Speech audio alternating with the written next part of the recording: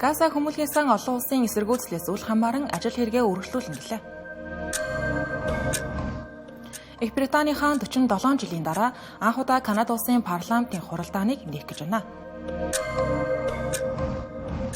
Франц болон Вьетнам улс 10 тэрбум $10 дүн бүхий хамтын ажиллагааны 14 гэрээг байгуулжээ.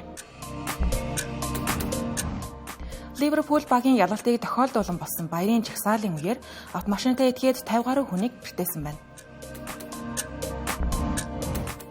Япон улс 34 жилийн дараа дэлхийн хамгийн том зээлдүүлэгч улс гэх байр сууриа алдсан байна. Арамтрыг зөвштэй Тэнгэр телевизийн гадаад мэдээний хөтөлбөр та бүхэнд хүрч байна. Бид AFP агентлагийн албан ёсны их сурвалжтайгаар дэлхийд дахинд өрнөж байгаа цагийн мэдээллийг таймлан өргөх болно.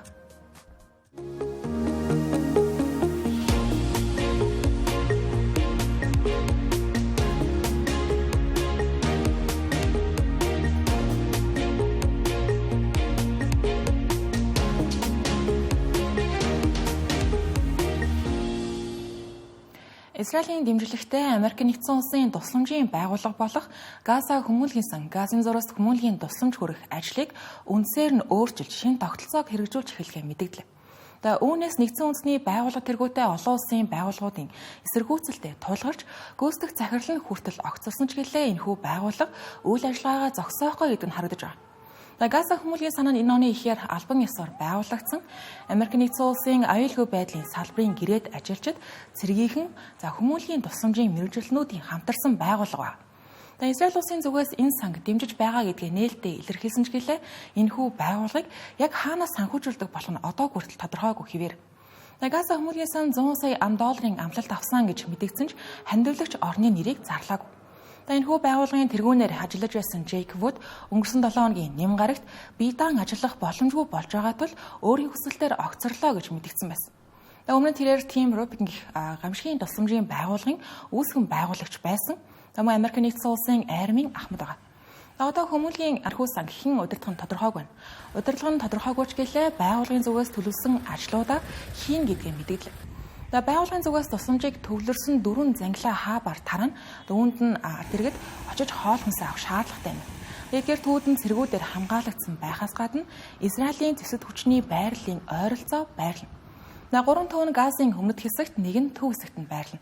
Харин газын зурсан ихэнх хам одоогоор хойд болон төв хэсэгт байгаа тул тусламж авахын тулд палестинчууд Израилийн цэргийн хяналтыг давах шаардлагатай болж байна гэсэн. Байгууллагын зүгээс 7 хоногийн дотор 1 сая гаруй хүнд хүрнэ гэж амлаж байна. Одоогоор газын зураст 2.1 сая гаруй оршин суугчид байгаа их тооцоолол бий.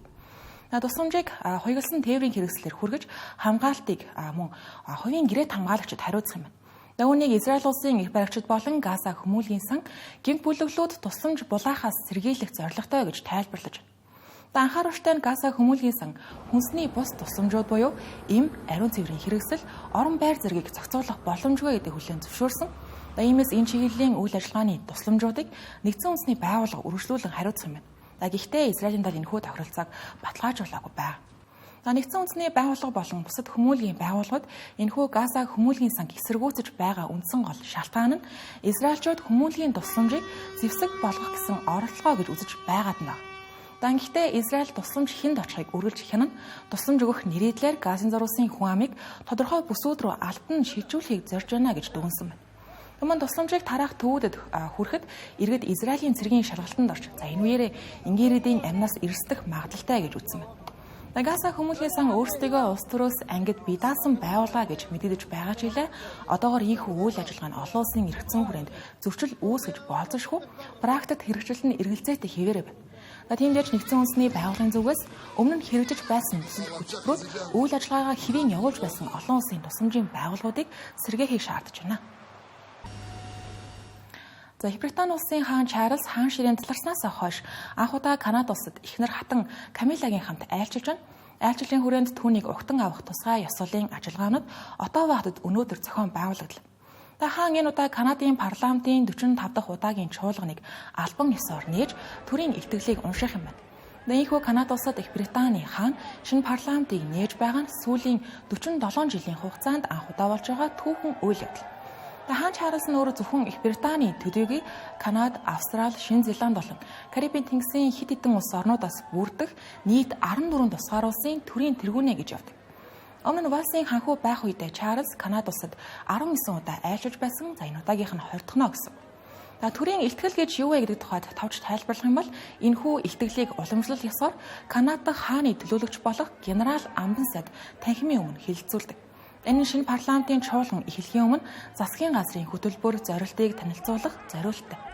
Парламентын доод танхим буюу төлөөлөгчдийн танхим болон Сенат төрийн илтгэлийг сонсоогүй тохиолдолд альва олон нийтийн асуудлыг хэрэлцэж эхлэх эрхгүй байдаг.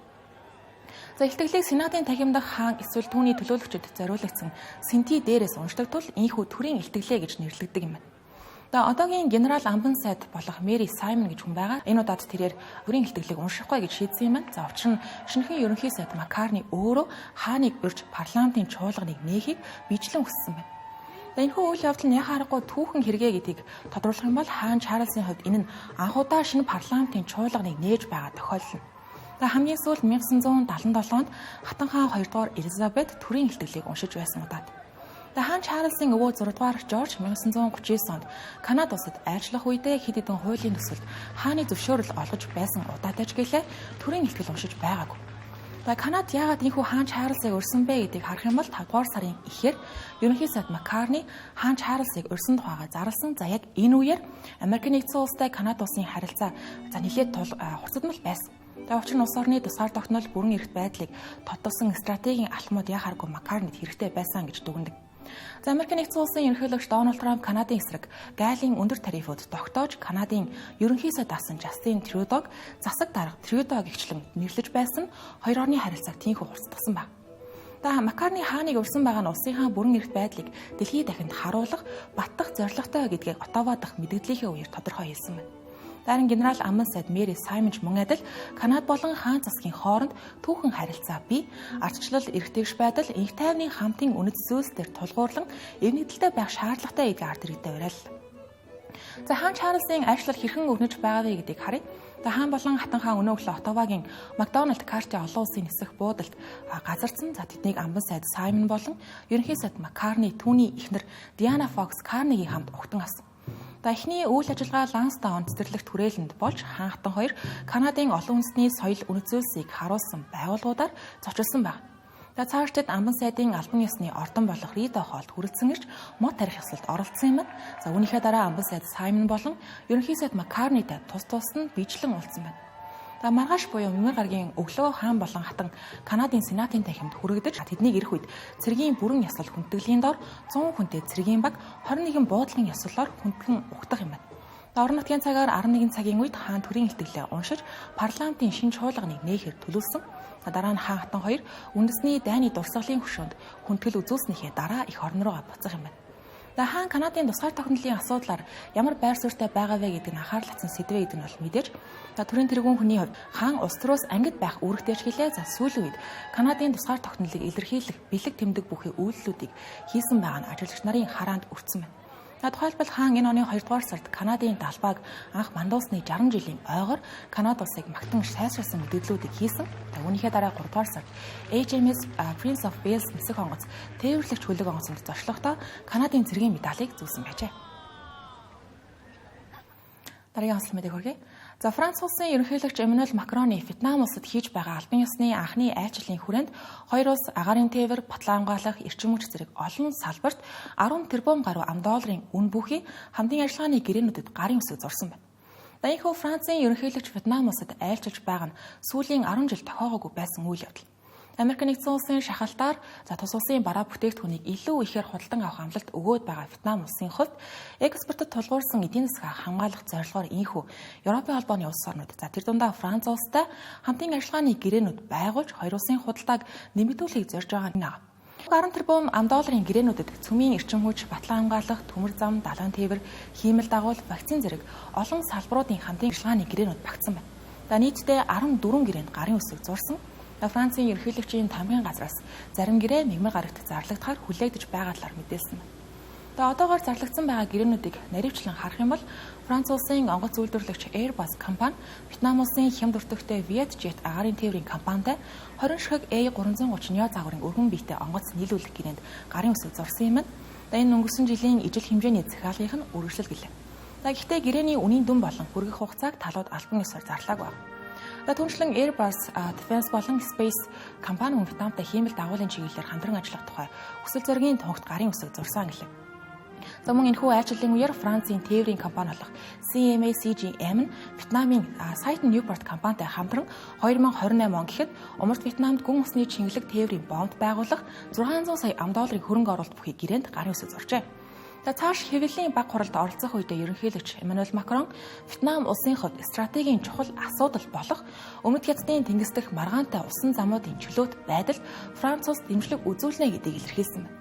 Мөн Макрон Вьетнам улстай хийж байгаа хамтын ажиллагаа нь Батлан салбарын өргөдөгсөн түншлэлийг багтааж байгаа гэдгийг онцоллоо. Ихтэй сансрын болон Батлан чиглэлээр хэд хэдэн төсөлд гарын үсэг зурсан гэдгийг хэлсэн байна. Вьетнам улсын ерөнхийлөгч Лён Кёнгийн хувьд уг түншлэл нь стратегийн мэдээлэл солилцох, Батлан салбар, кибер аюулгүй байдал, терроризмтэй тэмцэх чиглэлээр хамтын ажиллагаа гүнзгийрүүлэх зорилготой гэлээ. Түүхийн хуудсыг зөвхөн харах юм бол Франц улс нь Вьетнам улсыг 70 орчим жилийн турш колоничлж байсан түүхтэй 1954 онд Дин Бьон Фу дахь томоохон яллагдлын дараа тус улсаас гарсан байдаг. Харин сүүлийн жилүүдэд хоёр талын харилцаа холбоо ийхүү сайжирч байна.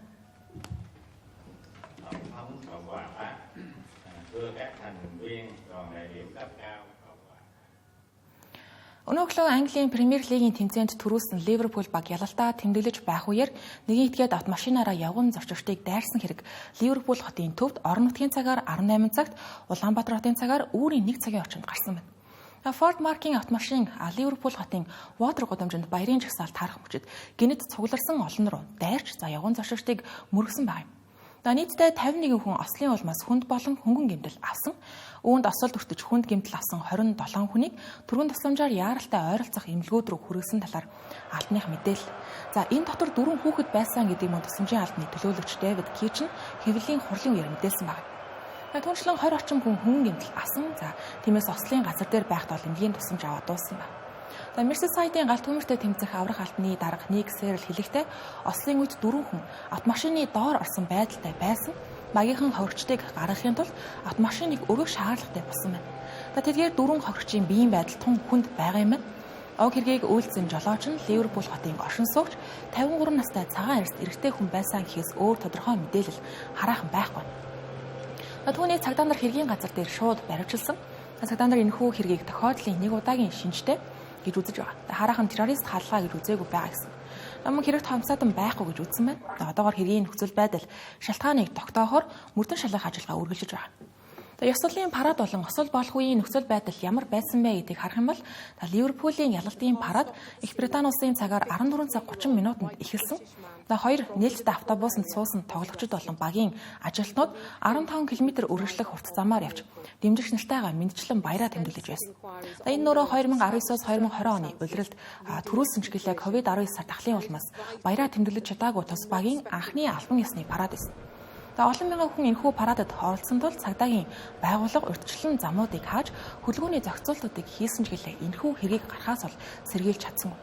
Осол 18 цагийн орчимд гарсан байгаа хэргийн газраас бичигдсэн дүрс бичлэгүүд дээрээс харахад автомашин цугларсан олны дундуур орсныхоо дараа гинэд хурдлан цааш зогсолтгүй урагш яван зорчигчдыг мөргсөн чигээрээ 20 орчим метр явсан байгаа юм.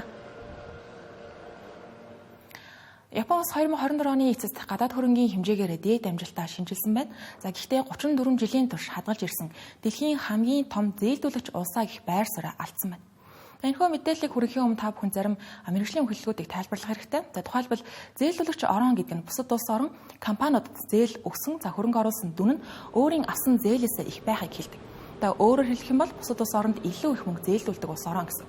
Хоёр хөрөнгө нь өрнөөсөө их байх юм бол net external assets буюу энэхүү гадаад хөрөнгө нь эерэг буюу нэмэх гардаг.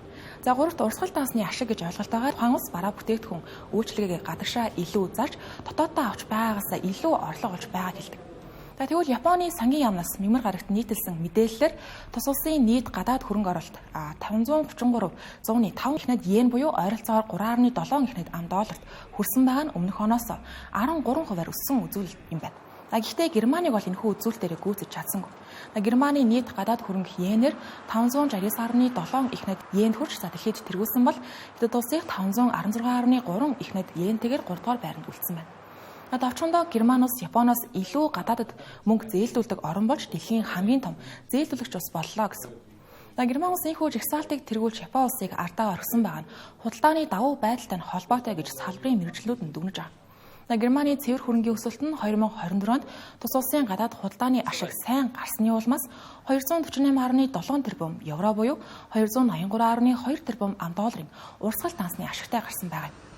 Харин Япон улсын урсгал дансны ашиг 29.4 ихнад йен буюу ойролцоогоор 180 тэрбум евротой тэнцсэн байна.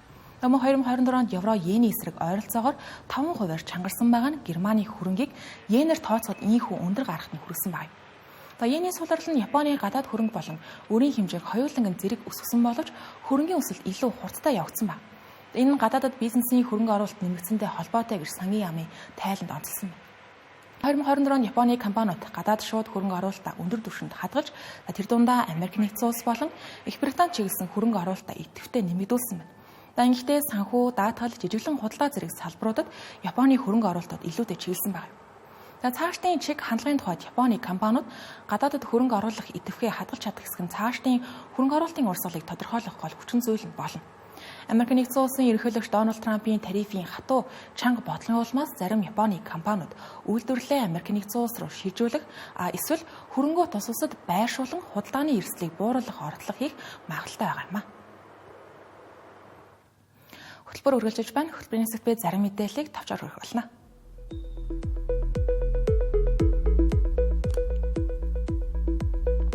Америк нэгдсэн улсын хиймэл оюуны компани OpenAI бүгд найрамдах Солонгос улсын нийслэл Сөүл хотод анхны салбараа нээж үйл ажиллагаагаа эхлүүлэхээр болсон байна. Компани стратегийн асуудал хариуцсан дарга Джейсон Kwon энэ талаар хэвлэлийхэд мэдээлжээ. OpenAI Сөүл хотноо нээж байгаа салбар нь Токио, Сингапурын дараа Азид нээж байгаа 3 дахь салбар нь болох юм. OpenAI одоогийн байдлаар Парис, Брюссел, Лондон зэрэг дэлхийн томоохон хотуудад нийт 11 шинэ салбараа нээгээд байна. Бүгд найрамдах Солонгос улсад одоогоос 7 хоногийн дараа буюу эх 6 дугаар сарын 3-ны өдөр ерөнхийлөгчийн ээжид бус сонгуул зохион байгуулагдах гэж байна. Энэхүү сонгуул нь өмнөх ерөнхийлөгч Инсекал дайны үеийн цэргийн онц байдал зарласныхаа улмаас үндсэн хуулийн цэцгийн шийдвэрээр огцорсонтой холбогдуулан зарлагдсан сонгуул. Сонгуульд автажсан намын зүгээс Ий Жимён, ардын хүч намын зүгээс Ким Мун Су нар өрсөлдөж байна. Дэлхийн шилдэг 100 их сургуулийн 5 байдаг Хонконгийн боловсролын товчоо Харвардын их сургуульд сурах боломжгүй болсон гадаад оюутнуудад тусламж үзүүлэхийг их сургуулиудад уриалжээ. Үүнтэй холбогдуулан Хонконгийн шинжлэх ухаан технологийн их сургууль Харвардаас хөөгдсөн болон тэнд сурахаар төлөвлөж байсан гадаад оюутнуудыг шууд элсүүлэх санал гаргасан байна. Ингэхдээ тус сургууль нь эсвэлтийн журмыг хөнгөвчлөх, дэмжлэг үзүүлэх зэрэг арга хэмжээ авна гэлээ. Америк нэгдсэн улсын ерөнхийлөгч Дональд Трамп Оросын улбаны улсын ерөнхийлөгч Владимир Путинийг галзуурсан байгаа гэж бичсэн захин мэдээллийн хариуг өнөөдөр Кремлээс хэлээ. Тодорхойлбол Кремлийн төлөөлөгч Дмитрий Песков урьдчилсан яриа хэлэлцээ хийхэд Америк нэгдсэн улсын ерөнхийлөгч Дональд Трампын хувь нэмэрт талархаж байна гэж мэдэгдсэн байна. Тэрээр мөн Дональд Трампын мэдээллийг талууд аль аль нь сэтгэл хөдлөлдөө авсан байгаа хэрэг гэж тайлбарласан байна. Цэнгэр телевизийн гадаад мэдээний хөтөлбөр та бүхэнд хүрэлээ. Анхаарлаа хандуулсан явдал баярлалаа.